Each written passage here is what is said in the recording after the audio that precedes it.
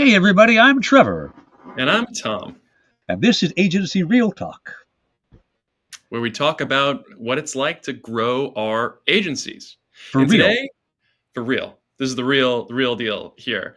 And No today we're shiznit. talking about what to do when things don't meet your own expectations. Things didn't wrap up maybe last year the way that you wanted, and you might be a little, on the grim side of things. What do you do? Today, Yeah, we're going to talk about it. don't panic. So long and thanks for all the fish. Well, these are both Hitchhiker's Guide to the Galaxy references. Yeah, I think there's a couple reasons why we stress out at the agency level. There's a couple reasons why we stress out at the individual, like client or contributor level. And of course, there's life stuff and personal issues and all that, like beyond the scope of agency real talk. Someday, someone will have a real life real talk show, and that can be their problem. It's not ours. Um, I think we talked about this before the show. We had like 5 things that we thought were this is what commonly gives us indigestion and keeps us up at night. What are some of them for you, Tom? Um, well, for me, when things aren't going the right way, you kind of worry about a couple layers of things, right? The first is like you personally, right? Are you going to be able to put food on the table? Are you going to be able to continue to live the lifestyle that you're living?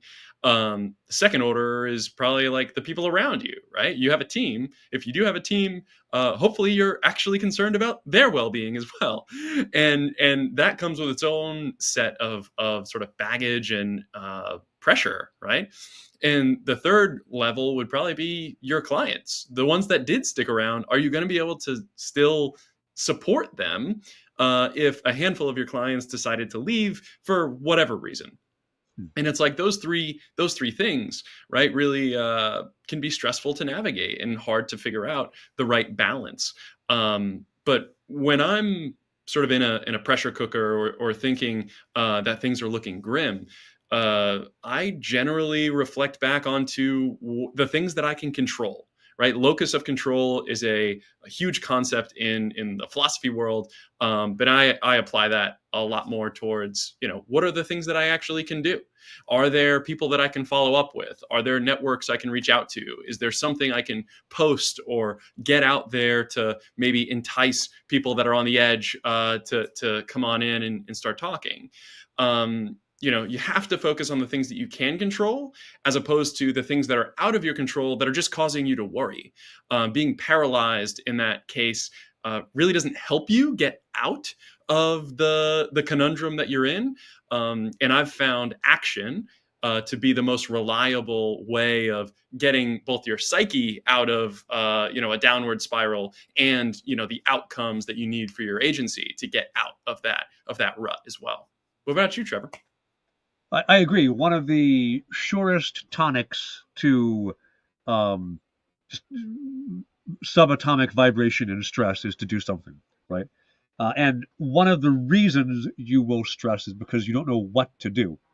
And I think it is, for agency owners, I think it is rare, but not impossible, that you default to nothing because what if I make the wrong choice, right? Entrepreneurs tend to be the kind of person who would rather do something and be wrong than do nothing and just quietly die. But definitely, certain types of panic will just make you freeze and be like, if I just don't move, maybe I somehow won't go bankrupt. Um, I identified a Inaction couple. is also action, right? Like Inaction is a choice, yeah. yes. Uh, and opportunity will go if you wait too long because you're too freaked out about X or Y or Z, as they say in the country right now, reside. Um, I think there's a couple things that will make you like specific things that I've identified, and then I've figured out ways to cope with them. Right? You miss a revenue target, so that's a very theoretical one. Right? I wanted to be making 80K a month. We did 70K. As long as you're still above your burn rate, that's just a hey, our growth isn't what we want it to be. And as I've talked on this podcast a couple of times, you do want to pay attention. You don't want to end up like me and be 6 months in and be like, why is there no money in my bank account? But missing a target, if you're still profitable, don't worry too much as long as it is it's not a trend. It's a thing. Um, Client being dissatisfied, I think, is like the next level down. Client dissatisfaction adds stress, but it's also some clients are just a-holes, right? Some clients go through life and you're like, you just must not like much because you showed up here and you complained that that was a full stop and I wanted a semicolon instead, and I'm really mad about it. I called you at 2 in the morning, and you're like, was this really like if the client you under delivered for? I think is the next thing, right? Client dissatisfaction may happen whether or not you did your job. If you don't deliver, then the client will be dissatisfied because Yeah. you didn't do your job. For my agency, in December, we took a really long break just because of how the school year worked out. And I'm off for 2 weeks because my kids are home. My wife will stab me in the face if I say, good luck, have them on your own. And so my whole agency kind of ground to a halt.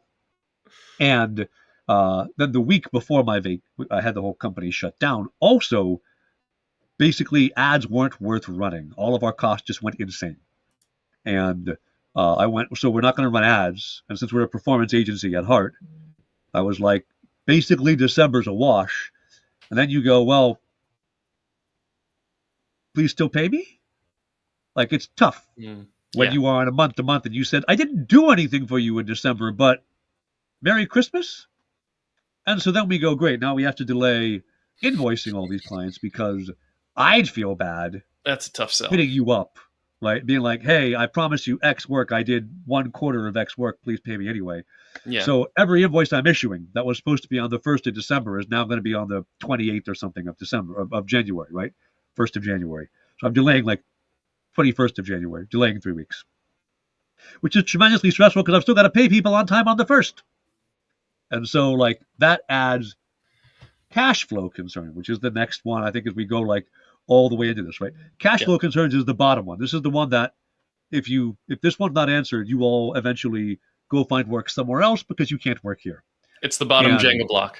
it's Maslow's hierarchy of needs. That's the bottom one.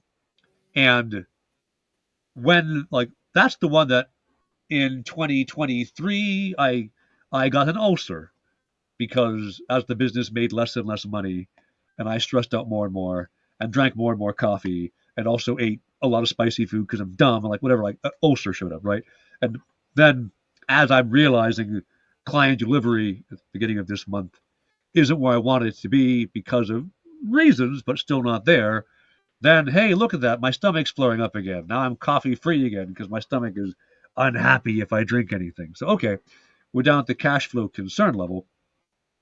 That's the one that's the scariest one. That's the one that you'll stop for, you'll paralyze for. Um, if you can answer cash flow, everything else can derive from there. So, first thing on cash flow, for me at least, right? Cost control. How do you manage this? And how do you make sure you have built up success over time so that if you have cash flow this month, you're not dead? I like to have 6 months of operating capital lying around, not like in a checking account, but relatively liquid, right? Yeah. Now, I'm not there right now. I'm still recovering from 2023, but I've got a bit of operating capital lying around for this exact reason. How about you, Tom? How do you try and make sure that if you've got a temporary cash flow issue, you don't just go, sorry guys, everyone's unemployed. Goodbye. I mean, it's so hard, right? Because you end up a lot of times the natural reaction is to freeze up and to go into panic. What is the quick way, the fast way that I can fix this problem? And in so many instances, I've seen the agency cycle of boom, we couldn't handle the amount of work that's coming in right now, and the bust of it's just a desert out there, and there is like nobody that wants this particular service, and you hit both sides in any agency. And if you're lucky, you're able to sort of grapple your internal fortitude to continue the patterns of work that led you to finding those really good months.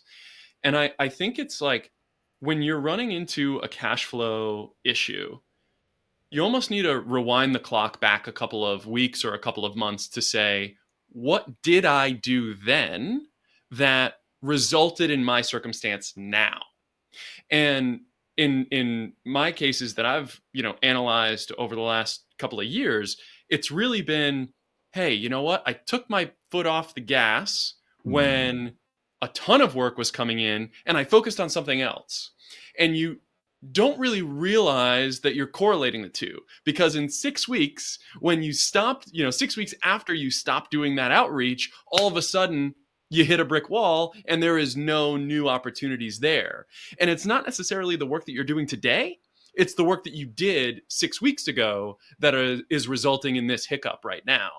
So it's about building these like sustainable patterns when you're focused on, all right, if I'm going to do outreach 1 day a week, every week, you don't skip that, right? Because that ended up working out for whatever your business is, whatever the patterns are. It's about building these sustainable working habits that continue to create opportunity, as opposed to the spiky working method of like, I'm going to create a ton of opportunity and now I'm going to go focus on something else because I actually care about this other thing. And then I'm going to create a ton of opportunity and then I go back. Right. And that's what gives you the seesaw feeling of, I can't rely on this business to come in as the team needs it, really, because you don't have that sustainable pattern of working to begin with. Gotcha. Yeah, I definitely agree. And actually, a lot of what we're going to be talking about here does fall back down to systems. A lot of agency work in general is systems, right? This year is, I think, the first year for me where I am highly confident in my revenue systems to be predictable. And I mean, macroec might screw me, but in general, if the economy doesn't go somewhere preposterous, I know if I do this thing, it will result in this many calls and I will close this many of them. And I have 3 distinct products I'm offering now, and I know what the close rates for each should look like. So I can derive back from there, if I do this much work to get this many calls to get this much new revenue in each of my 3 products, like this becomes dependable. And that's the cash flow problem. And then the other part is,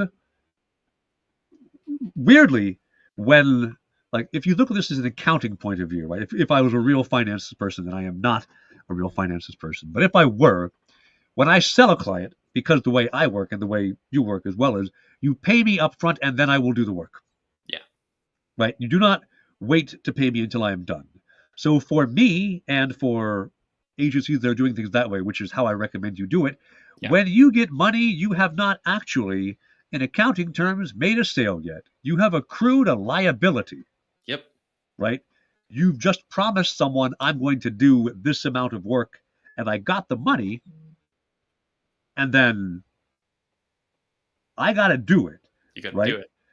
You got to deliver. But this means, as an agency owner, like, of course, you got to cash checks to pay payroll, but also you got to think about, when you've got a successful running business, that liability you've accrued when a client pays you up front, ideally, you're not going and spending this.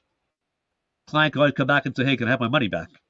And if you're like, no, I can put you in a bad spot, right? So if you're late on delivery, if the quality is bad, if whatever, and the client says, give me back my money, and you spent it, you're in a real pickle.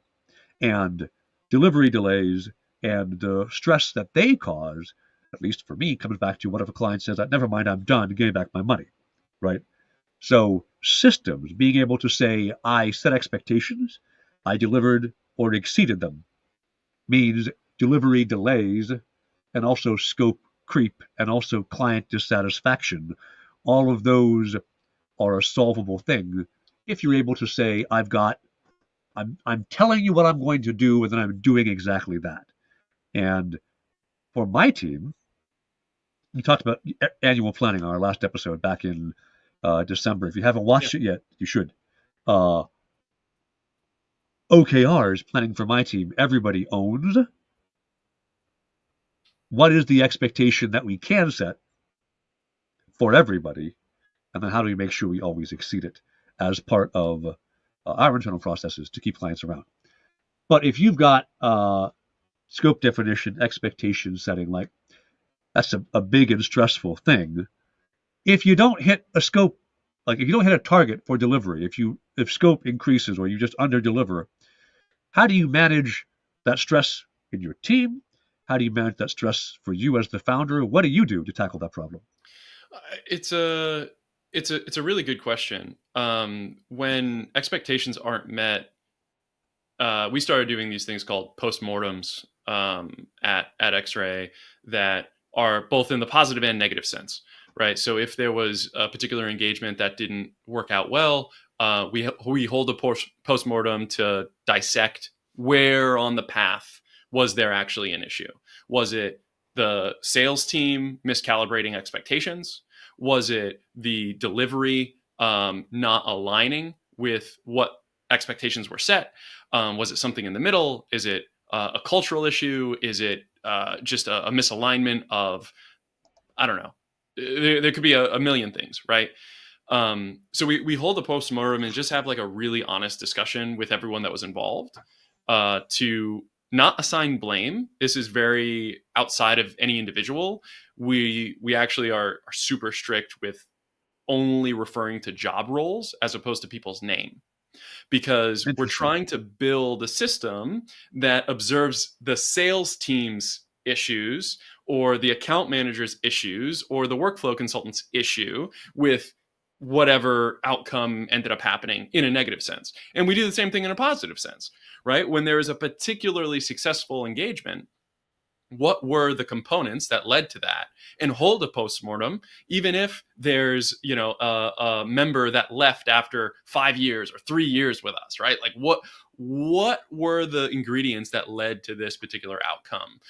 Was the workflow consultant just that exceptional, or was the sales team just that precise with focusing on the first thing to fix?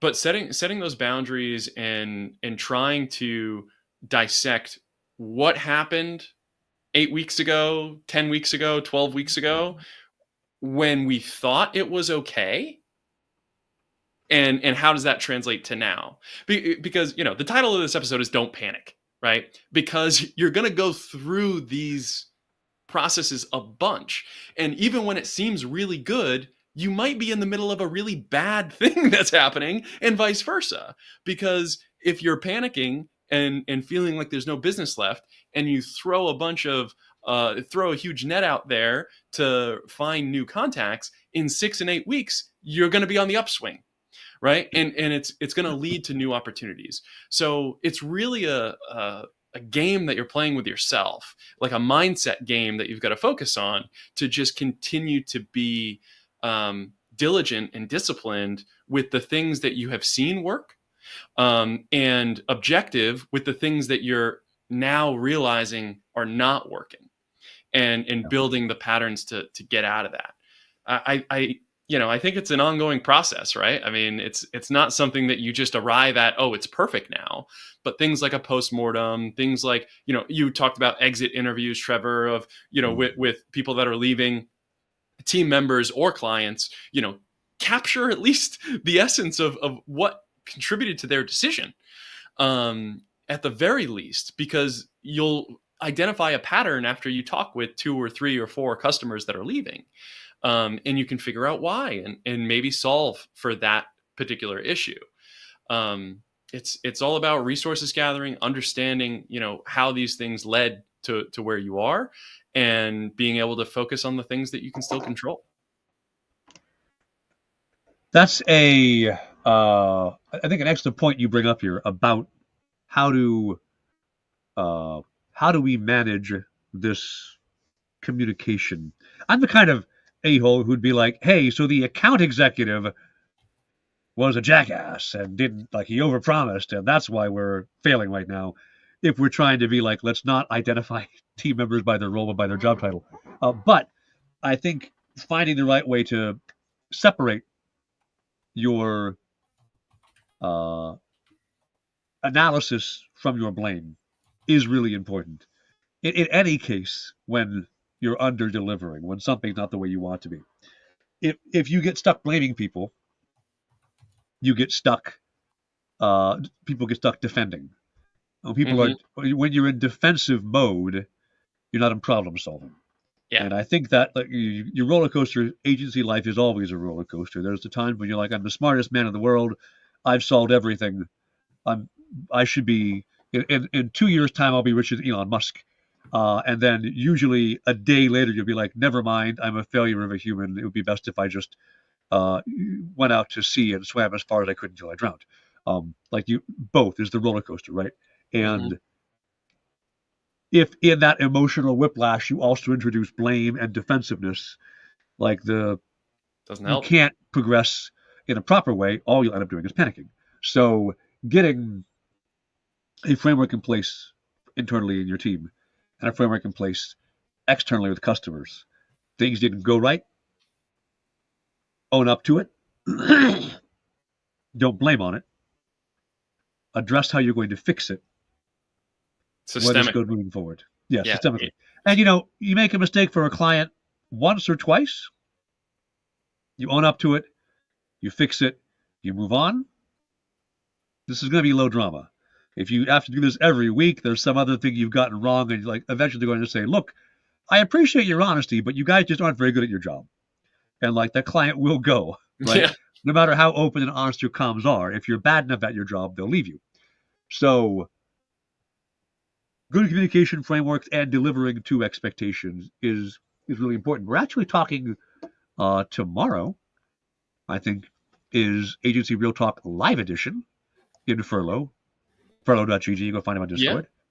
Discord. Because we're discussing client retention, which has got a very similar theme around frameworks and success in communication. So, okay, you've got these frameworks, you've got how to set things up, how to address these. Um, let's say right now you've mentioned when you think things are going well is when sometimes they're going poorly. And then when Yeah. you think they're going poorly, sometimes they're going well. What's a red flag? Right now, I think things are going great that I might want to look at and go, oh, I'm not actually in the good times. I should do something different now.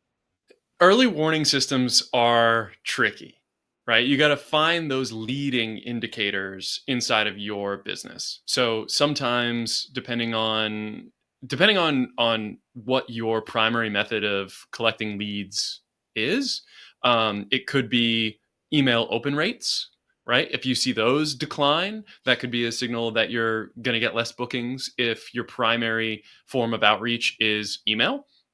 It Sure. could be traffic on your website. You see that decline on your blog. It could be, an obvious one is bookings inside of a scheduler. All of those things are going to be different leading indicators that you can focus on to try to figure out and end up building some kind of a dashboard that you can look at, your team can look at on a regular basis to have an idea of whatever that lead time might be. But then you're getting into pretty mechanical sales metrics, right? If you're like, I know my average time till close is 6 weeks, then you're going to be looking for bookings that happen today that should close in 6 weeks. You have to know your conversion rates and just get a little bit more sophisticated with the various systems that you have. But at the end of the day, you should know generally what channels you're getting leads from. And if you see some drop off there week over week, would probably be the most real time like indicator that you could look at, simplest indicator that you could look at. That's going to be a pretty strong signal for you to say, hey, I need to step up in other areas, or I should really focus on retention for 6 weeks from now because XYZ new deal might not come in. I got you. There's a couple of red flags I've identified. I'm in like my little niche, right? Marketing, performance marketing, like Yeah. content. Yeah. This is what I do. Um, at the client level, if I am handed off to someone lower in the org chart after Oh, working for a while, I am probably going to be deprioritized and the contract won't renew. Right? That's a good That's a leading good indicator. indicator. Yeah. Now, if it's a brand new hire, maybe it's just they've identified that what you do is so important that this person who's got more space in their brain will take it over. But generally, if I was working with the CMO and I get handed off to the content marketer, I'm like, oops, they've decided I'm not worth their time. Right? That's Yeah. a bad sign. And if that's happened, probably it's too late. Right? All I know is that client's going to churn, so I better scare up some new business. Um, Time to close a deal is a very indicative of how interested people are in your offer. Yeah. And if you're used to be a 2-week close and now you're a 4-week or a 5-week or an 8-week close, right? Something has happened and your offer's not cutting it anymore. Mm-hmm. And that is a good leading indicator. On just a pure lead kind of velocity, if leads are rebooking you, right? That, oh, sorry, I'm too busy to talk to you. Let's talk next week. Once is life happens. Okay. More than once, that lead's not going to close. If you had them in your book as a, hey, I'm going to get this money in 6 weeks, don't trust it. Like these are examples of the client and like revenue side things I see that indicate you're in trouble. Then internally, I've got increasingly for our clients of the different types, we know exactly where they should be on week 2, week 4, week 6, week 8. And if we're late on those, that means we're not hitting delivery. And if we're not hitting delivery, then we have to go back and manage client expectations. And a couple weeks of not hitting delivery and clients being like, I thought this, but now this, you're in trouble. Yeah. So like those are the leading indicators for me. And that I have them and that I've got the mind space to build them is a big change from where I was in January 15th, 2024. So, I mean, my business did in 2024 like 350, 380, I forget exactly how much, but we lived, we survived, right? Not as good as 2022 where we did 770, but way better than 2023 we did 180, right? So, Yeah. like you can have a business that works and not know all these numbers, but if you want to build a business where your stress is less and you don't panic because you know what's happening before it occurs, instrumentation and systems are going to reduce how much you don't sleep at night and get ulcers. And I mean, these are difficult concepts to implement, right? We've talked about a bunch of different things in this podcast. One being working inside of the business, where we're talking pretty tactically about the actual mechanisms to build the business. The other is working on the business. And Yeah. these things, these early warning systems, the support systems, the identification of things that could be a leading indicator for you, this is working on the business. This doesn't actually change your service offering or how much revenue you make or what. Like these are preventative things. These are things that kind of have a multiplying effect, but it doesn't necessarily convert new customers or create new revenue. It's just to help you really understand what's going on. Like you're flying a plane and it would be nice if there was a windshield, right? You can see outside of it.